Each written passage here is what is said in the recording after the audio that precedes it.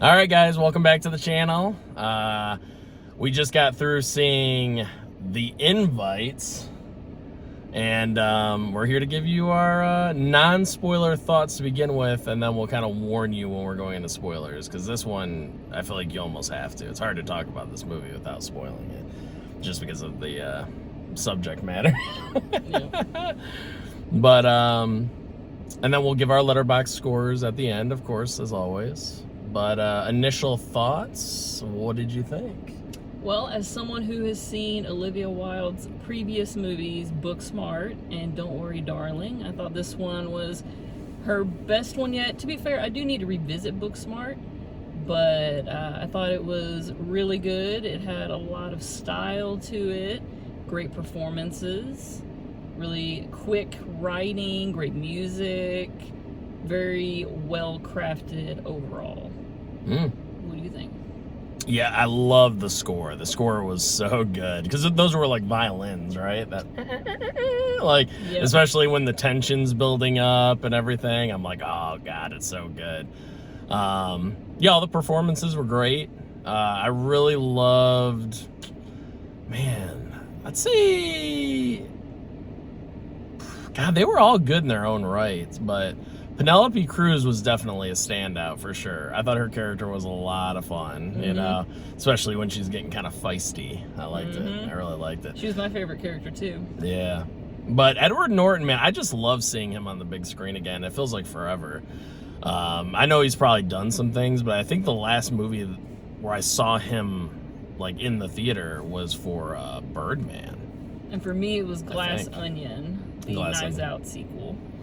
Yeah, so I don't know, but he looks great too. He really does. He's aged very well. Still acting his ass off, you know.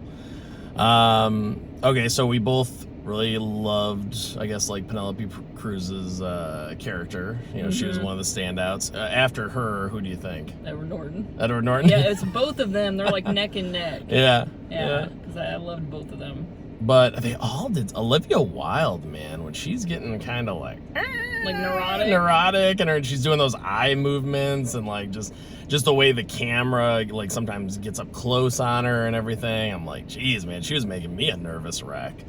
And then Seth Rogen, I thought he nailed it too, just being kind of a dick, you know, kind of like a curmudgeon. Like, and just like, but you can somewhat understand, you know, where he's coming from as well, but just also like, all right, dude, like, let's grow up a little bit here, you know what I mean? Like, Yeah. you can work on some things too. You're not Mr. Perfect over here.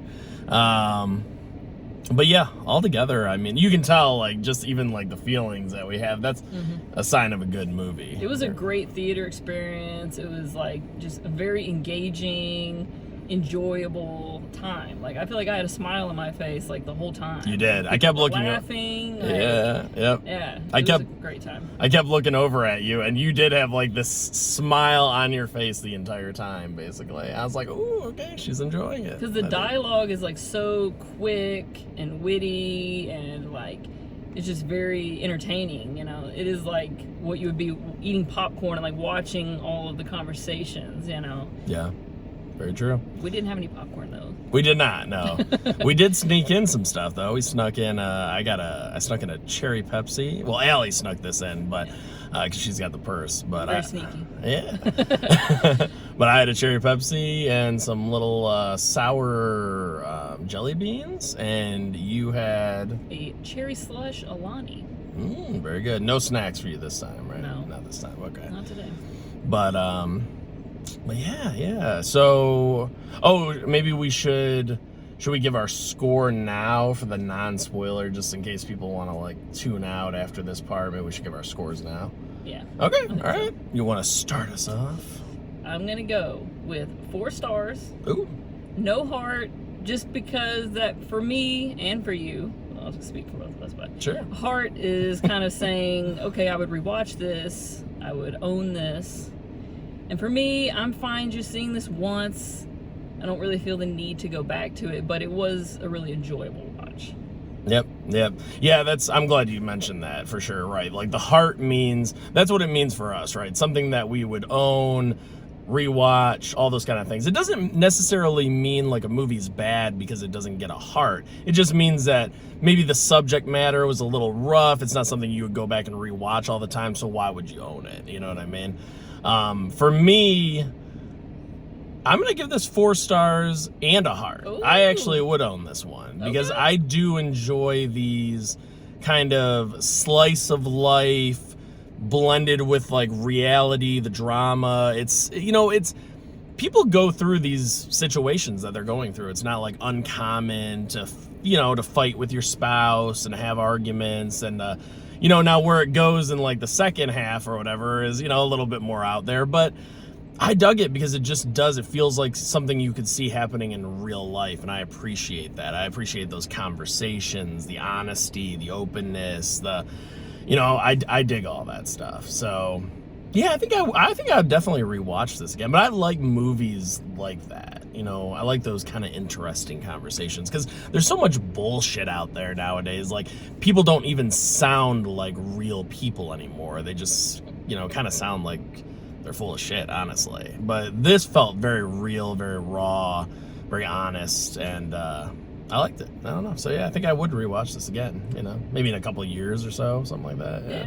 For me, like, one aspect of it that I just like found not super enjoyable was just all of the like anxiety inducing stuff in the beginning when they're going back and forth, all the arguing, all of that is just not something that I'm like, oh, I can't wait to experience this again. If I could like skip past some of that and then get to, you know, once Edward Norton and Penelope Cruz show up, then all of that is definitely very engaging and enjoyable. So maybe I would rewatch it, but it's not one that I'm like in a rush to rewatch. Oh yeah, like for sure. You said, maybe after a little bit of time has passed. Ooh, we have a slight angle change. Yeah, ooh, a little closer. Yeah, one of these days. Yeah, perfect for this movie, right? Yes.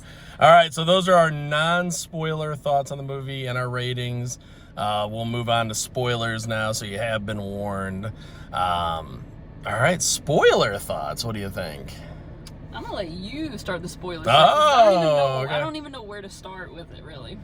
Well, yeah. So once Penelope Cruz and Edward Norton get invited over, the movie definitely goes into a different direction. You know, because now it's starting to get like, you know, because you meet these characters and they're kind of, I don't know, they're just a little off. I mean, they're so comfortable with each other, which is great because it's a good like juxtaposition. Because the characters that we've been introduced to are very neurotic and angry and very disconnected from each other. Right. Too.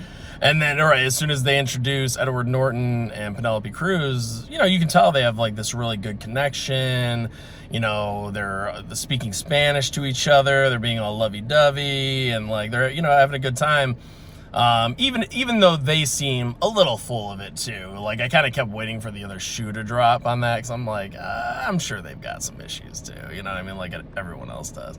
Yeah. But then when it kind of gets into like, you know, all the like the fact that they're into like having sex with other people and like group sex and like doing all these kind of like, you know, sexual parties and, you know, they're swingers basically. But I like that they have it all planned out. They have like, I love the menu idea. So it's like a list of sexual acts that you want to do or you want to try to experience. So that you're open to, that, you know, your preferences and stuff. Yeah, they have all this stuff. And because I kind of had a feeling the movie was going in that direction a little bit because they seemed so open, you know, and, you know, once they split off and Penelope Cruz went with Seth Rogen and Edward Norton went with Olivia Wilde, I could kind of tell, I'm like, some shenanigans are about to happen. It's getting a little intimate. Yeah, it's getting a little, you know, you could see it. And then when they brought up like the whole thing, like with them basically being swingers, they're very open with their sexuality. They like to explore different partners, different things, but they're very safe. They're very careful. You know, they use protection. They want to make sure everybody's okay with it. You know, consent is number one thing. You know, so it's it's a very like adult way to approach it. Yeah, you know, they handled it very respectfully, and like it felt like a real conversation. You know, if you were talking to someone that was into that stuff, the way they explained it, answered questions. And I loved Seth Rogen and Olivia Wilde's reaction to it, and how they had all these questions, and their reactions were very authentic. So. Absolutely, because it's all questions that you could see yourself asking too. Like, oh, well, how does this work? How does this? You know what I mean? Like, oh, there's a menu. Like, what's on the menu? Like all these things, and it's funny. But it's it's still real though. It kind of feels like. Yeah, I mean, in a weird way, like, I could see this potentially happening. Like, it's not out of the realm of possibilities or anything like that, like the situation happening to, a couple or something. It's weird and it's out there, but it's also an A24 movie, so you expect, some of that weirdness in there. They like to tap into, like, taboo subjects or whatever, I love that, though, because it's fun, it's cool, like, it's different than, like, so many of the dramas that you get now that are just so, like, serious about it, like tackling like all the serious subject matters, and like like The Whale, like, oh boo, I'm fat. Neither of us even saw The Oh Whale. my god, I just can't stand the melodrama Oscar bait bullshit. I'm so sick of those kind of movies. I'm just tired of them because they feel Oscar baity, those kind. But this just feels very genuine. And hey, if it gets nominated for an Oscar, cool, but it doesn't necessarily feel like it's going for that. And I loved how it ended. Yeah. Loved the ending. I'm not trying to skip past everything, but I did love, he starts playing the piano, and then she starts playing, you see her hand come into the frame to like play with him. And it just ends on such a nice, beautiful note, because it's like hopeful. Exactly, it's hopeful. It's still ambiguous. Doesn't necessarily mean like, oh, everything's perfect, they're gonna get back together, but there's hope. There's like a little spark there that he's playing music again, and she was drawn to that, and it's like, oh, like, can their marriage be rebuilt? Can they find happiness again? Hopefully, You hope so. Yeah, absolutely. Was there anything else? Some of the things. Oh, one of the funny things, for people that have seen this, obviously, like when I love that, like, okay, Seth Rogen, Olivia Wilde are totally cool with having sex with the other's like partner, so Olivia Wilde's totally cool with having sex with Edward Norton, and Seth Rogen's totally cool with having sex with Penelope Cruz. They're fine with the whole swinger thing, but then they're trying to establish like, oh, well, where should we go have sex? How about like, should we go to our bedroom? And Seth Rogen's like, no. Olivia too, they're like repulsed at that idea. Right, not our bedroom. And then Seth Rogen brings up their daughter's bedroom, their like 12-year-old daughter's bedroom. No. And they're like, no, man, what? Like, why would that be an option? That shit was so funny. I was like cracking up after that. I was like, oh my god. And then because it's like, oh, you're repulsed by the bedroom, but not your daughter's room. Like, that's okay. That was funny as fuck. But then, Penelope Cruz and Seth Rogen went into like his office where all of his music is and stuff. So it is kind of romantic, good mood lighting and stuff.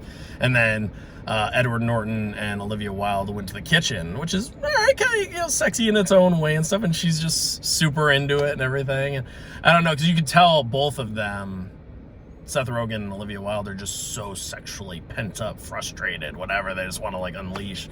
But they're also, they also still do love each other. You can, there's still something there. So, I think that's kind of part of the thing with Seth Rogen, even though he hurts his back. I still feel like part of that was maybe him doing it a little bit on purpose, kind of acting like almost like he wanted that to happen, so he would have an excuse to kind of break the whole thing up. That's kind of, he didn't feel totally comfortable. He was loosening up, but it's still out of the norm, still weird. Exactly. So I like that, because once again, it's kind of ambiguous. You don't know. Maybe he really did just hurt his back, but I feel like he kind of staged that to happen. So, so his wife wouldn't go through with what she was about to go through with, and he didn't want to go through with it himself, I think. I don't know. Maybe that's just me reading too much into it. Anything else? I just wanted to talk about like how good I thought the writing was, and I just loved the honest representation of relationships, and just it really shows how important it is to like listen to your significant other, show interest in what they're interested in, be enthusiastic. Like, for example, Olivia Wilde takes great care in everything in their house, all the decor, everything, and Seth Rogen's character is not really interested, doesn't care. But then Edward Norton comes in and he notices things, he appreciates them, he compliments them, and it like means so much to her. Yeah. And then on the flip side, you have Seth Rogen, who, you know, smokes his weed, big shocker there. All right, of course. Loves his music, all that kind of stuff, or well, he did. And like Penelope Cruz kind of goes to his space, smokes with him, and, you know, like talks to him about his music and all this. It's like, it's good to have things in common, or at least show interest in the things that your person loves. Because if you don't, then, you know, there becomes distance and a disconnect, clearly, with this movie. You know, they were like total opposites, didn't really have anything in common, so they just didn't communicate very well. So I really enjoyed that. Like, it was cool seeing them branch off and, like, you know, be seen again and appreciated, and, you know, just have like engaging interactions with someone. So Very well said. Thank Very well said. Yeah.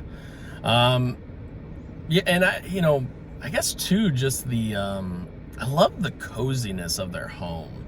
You notice that too? Like it was very, you know, and the lighting and just kind of the coziness of the home made me feel very relaxed. You know, even though there was so much chaos going on, especially in like the first half, I felt very, like, just, I don't know, lighting, you know, is something I appreciate a lot in a movie, because it really does, you know, it adds a lot, obviously, to the film. And for me, this was just such an easy watch. Like, you know, just looking at the actual movie itself, like, I was like, God, man, I don't know, even though there's all this stuff going on, I feel pretty relaxed. Mm-hmm. And it was a house that felt very lived in. Like, you could tell, like, okay, there's all of his records and, you know, his piano in there, and it's, you know, it's messy, it's not perfect. Same thing even with her house and stuff. You know, it's, you know, she's cooking that roast or whatever it was, and she burnt the shit out of it, and she just like threw that right in the trash. But like, even her kitchen, you know, it's you know, she's tidy, but it's also still, you know, it feels lived in, right? You know, and that helps with the immersion when you're watching a movie. You know, because sometimes you're watching films and they're a little too clean, a little too neat. Like, they just set everything in there. Like, a crew came in and made sure everything was like meticulously well lit and everything's super organized, and it's like, it just feels kind of fake. But this didn't, so I appreciated that. Anything else? I also just loved all of the like honest conversation with Penelope Cruz, like when she was kind of acting as their therapist. Oh yeah. Because like, I don't know, I loved when her, like, you know, her therapy kind of side came out, when she was like, you know, breaking down the relationship and asking questions and all of that. It was like really interesting, and I feel like she had great insight.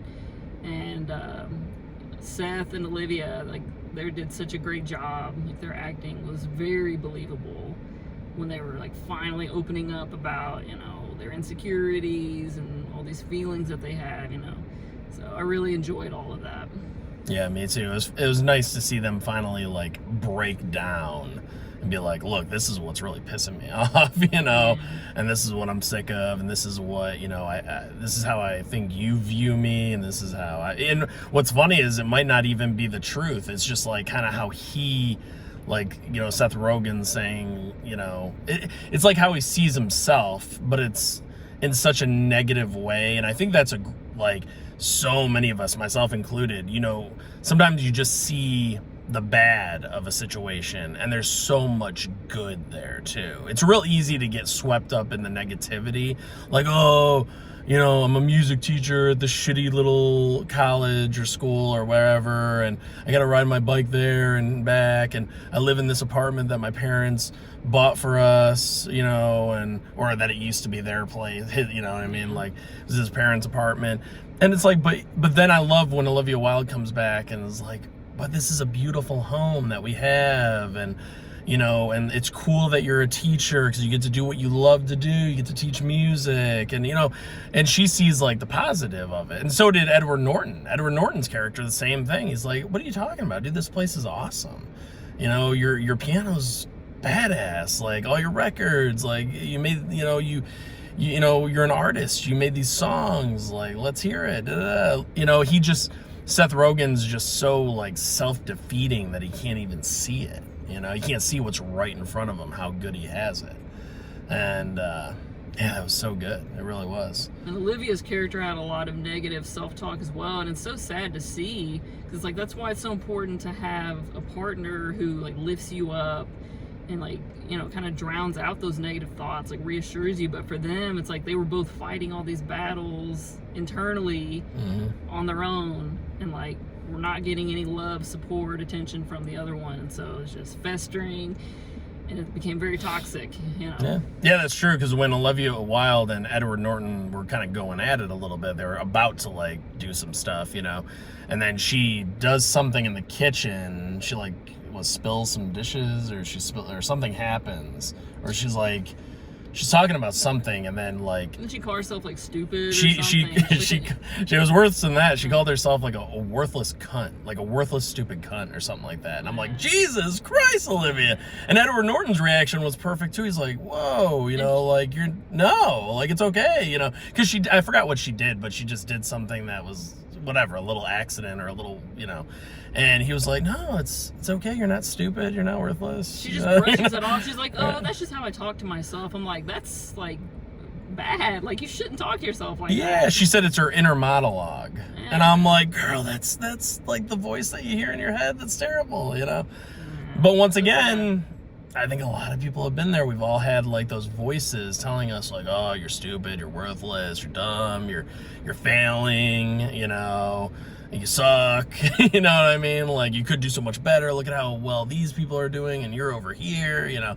I think we've all had those kind of voices in our head, you know. Absolutely. And it's like, that's once again why I like the movie, because it's like very relatable in a lot of ways, you know. Even though there is some kind of crazy shit going on in there too, you know, but it's still very relatable, you know, the overall message. Yeah. Anything else? I don't think so. I feel like we've kind of tapped into most of it. Yeah, I think so too. It was really good. Yeah, I do actually look forward to rewatching this one, you know, because there was a lot there. And you went into this movie pretty blind. I right? did. You had no idea. I knew nothing about this movie at all. Yeah. And see, I kind of knew the direction that it was going. Oh. Wait, so, you knew about did you know about like the weird like sex stuff? Like it was going in that direction too? Not the specifics, but I knew that there was going to be some kind of sexual like chemistry or something. Yeah. Like swinger stuff? Mm-hmm. Oh. But I thought it was definitely really well executed. And like the build up to that reveal, like it takes its time getting to that point where you actually find out that that's what they're into and stuff.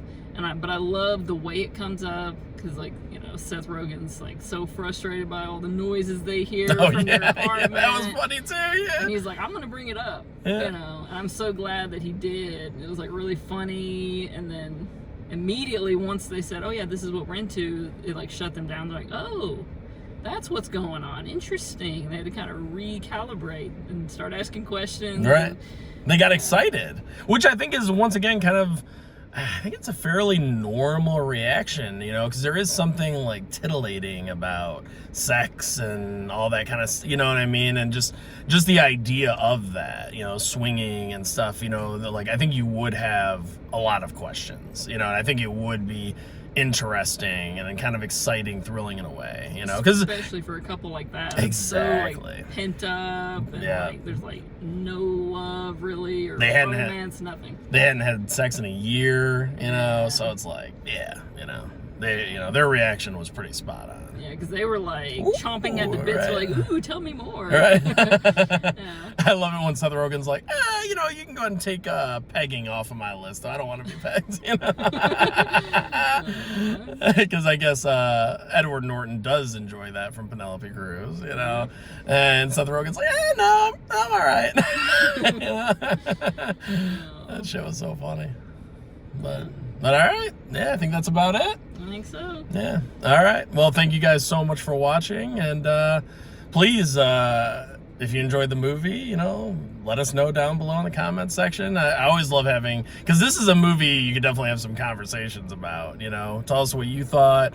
And, you know, if this is something you would actually own or rewatch or anything like that. So, I don't know. I think it's interesting. And let us know who your favorite character is. Yes, definitely let us know that, for sure. Because I feel like all 4 personalities are very different, unique in their own ways. So, it's pretty cool. All right, guys. See you later. Peace out. Bye. Bye.